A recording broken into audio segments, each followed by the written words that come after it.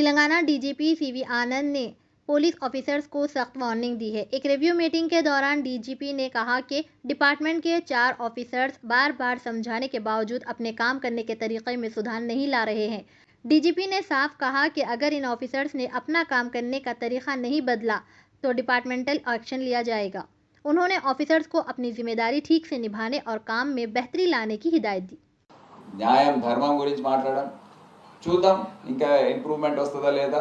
ఎవరైతే ఇంప్రూవ్ చేసుకోరో వాళ్ళని తప్పకుండా డిపార్ట్మెంట్ యాక్షన్ తీసుకోవడం జరుగుతుంది.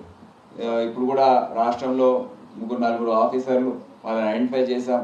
ఇన్స్ట్రక్షన్స్ ఇన్ని వీడియో కాన్ఫరెన్స్లో ఇచ్చిన తర్వాత కూడా వారు మార్పు కనిపించకపోతే తప్పకుండా డిపార్ట్మెంటల్ పరంగా యాక్షన్ తీసుకోవడం జరుగుతుంది.